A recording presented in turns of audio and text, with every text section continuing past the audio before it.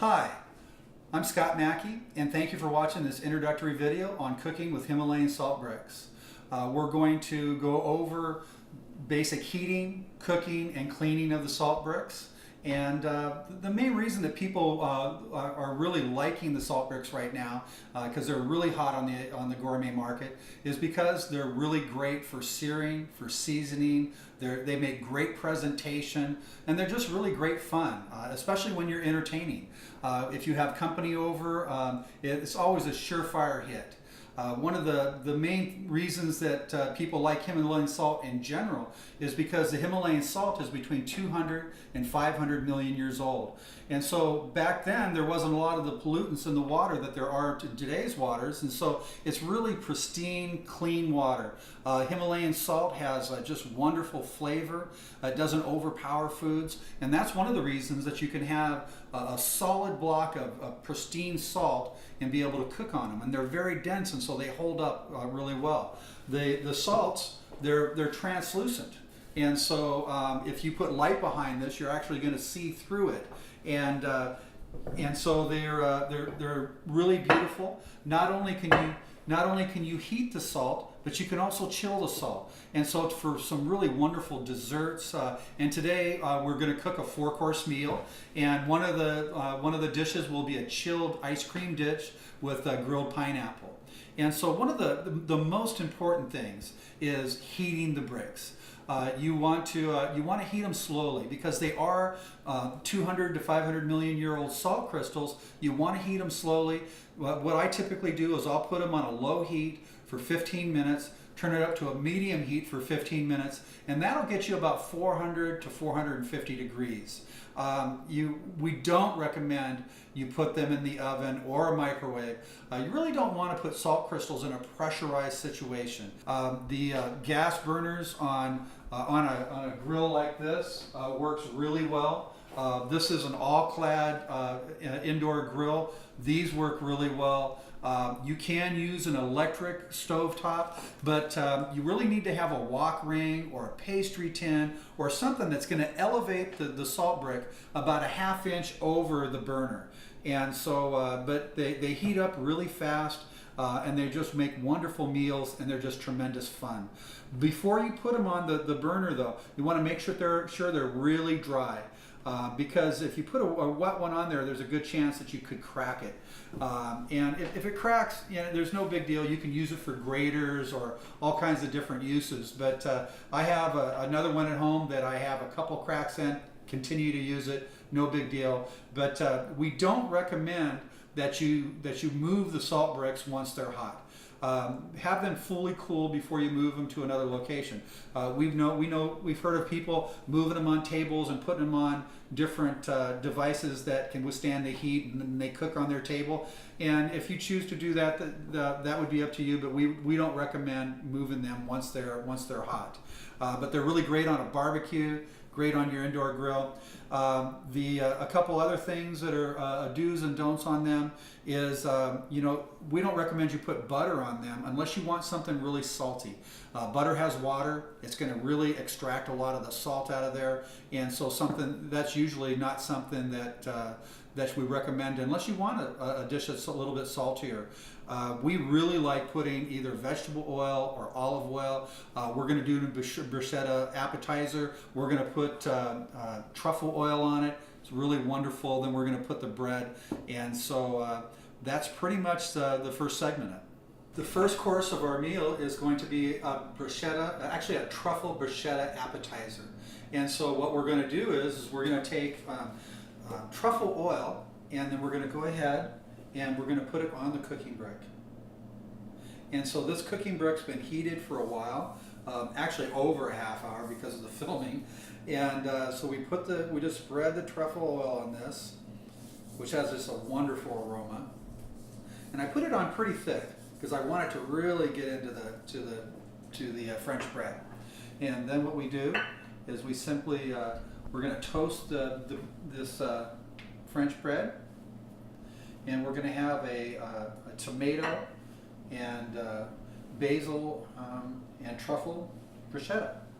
And it's a wonderful appetizer, and it's just great fun.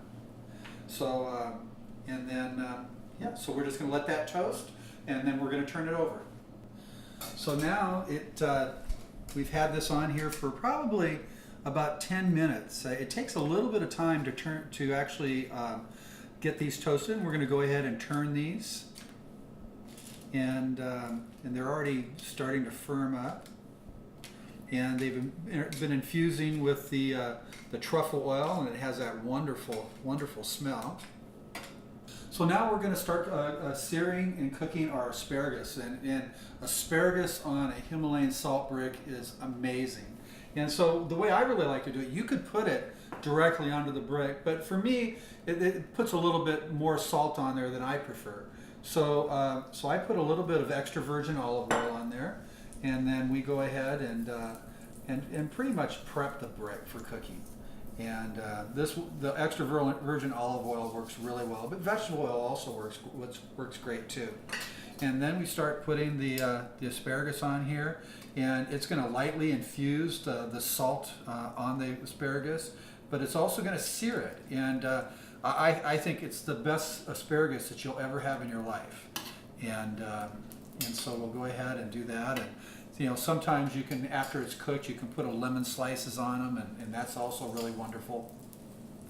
I have quite a few cooking bricks, and so if we have a large dinner party, I'll typically have 2 of them going at one time. This is this all-clad burner. We're using this mainly for demonstration purposes, but it really cooks really well on them.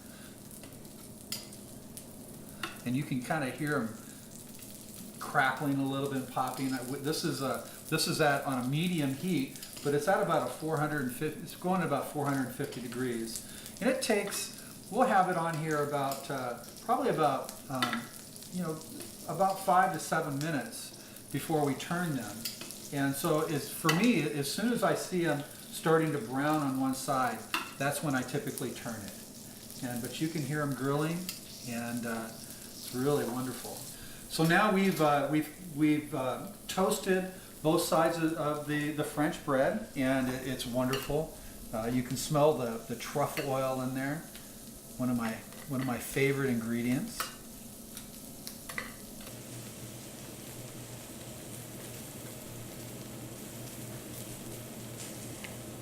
And then we're going to put on the fresh basil.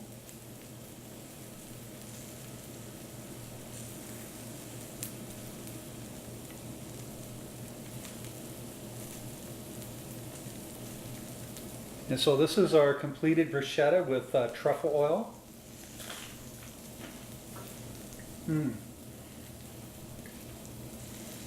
It's wonderful. A great appetizer.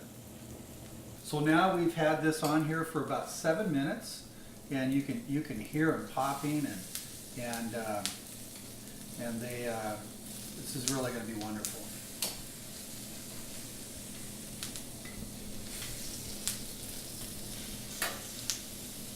And so not only do you infuse a little bit of salt in it, but it also sears it.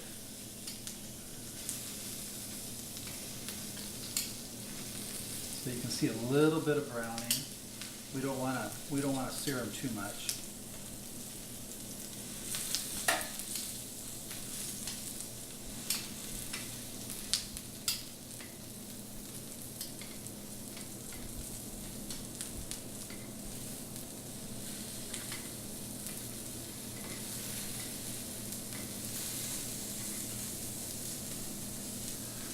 Okay, so we'll probably have that for another 5 to 7 minutes, and then we'll be ready to go. So now we need to get our shrimp going. Shrimp goes really quick.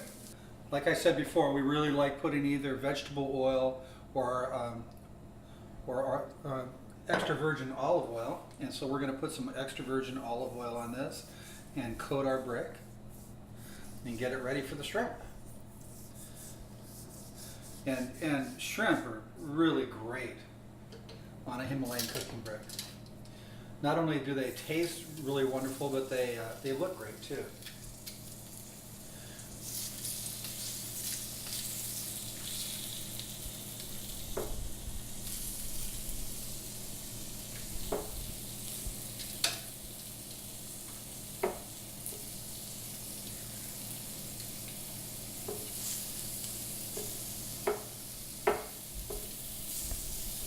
start hearing them sizzling. This is always a lot of fun.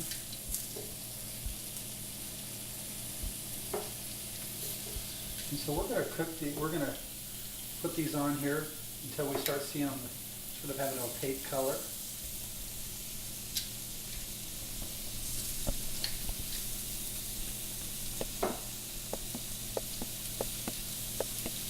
And they sound great and they smell great, and you can start seeing them sizzling.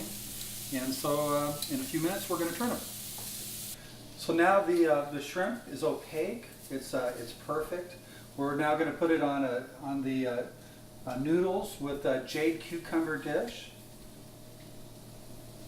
And so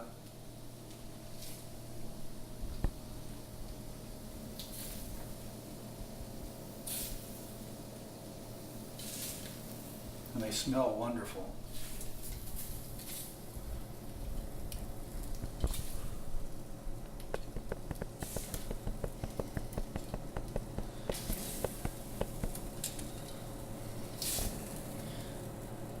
And this is our main course.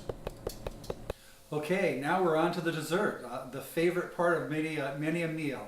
We're going to do a really fun dessert on the cooking bricks, because not only are we going to sear pineapple on a hot brick, but we've also chilling a cold brick in the freezer, and we put macadamia ice cream on there, and then we're going to mix the macadamia ice cream with the grilled pineapple for a sensational dessert on the cooking bricks. So first thing we do is I usually like to coat the cooking brick with a little bit of olive oil, and it just especially with the pineapple, because the pineapple it's wet, and it will get really salty because of the water content in it.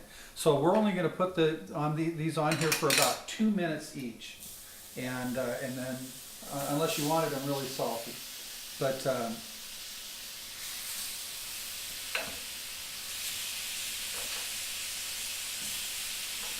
and you can see the moisture in there. And so just about 2 minutes. We're gonna just lightly sear each side, and then we're gonna go ahead and turn it over. And we just don't want too much of the salt in there. So you can hear it sizzling. But chilling the bricks is a lot of fun. Also, we have you have Himalayan shot glasses you can put in the freezer, and they're tremendous fun. And then you bring them out of the freezer, you put the tequila in there, and then you go ahead and shoot it, or the vodka. And the same, you can put a salt bowl in the freezer, chill it for desserts, and there's all kinds of fun things. So we're going to go ahead and turn this now. I don't like to keep them on very long.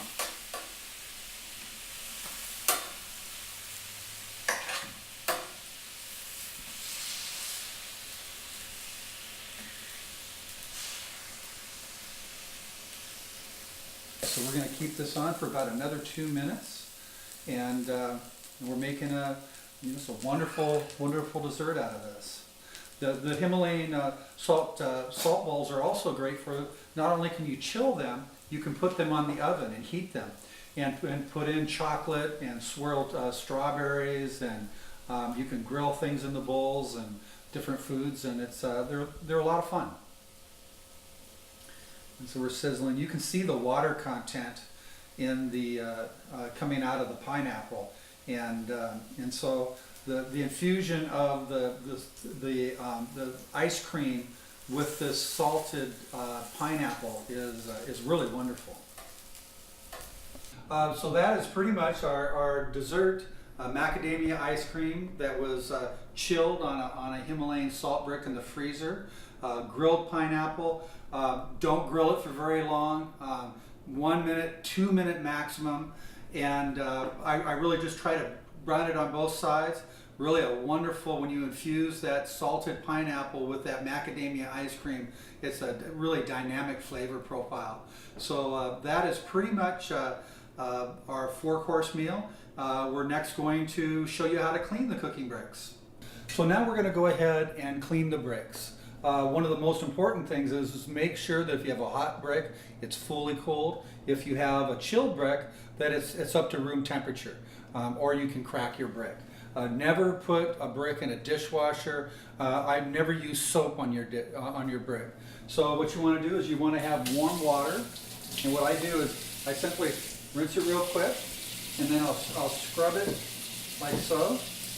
And this brick is pretty clear because we did ice cream on it, but if it had like the shrimp, it would clean off easily.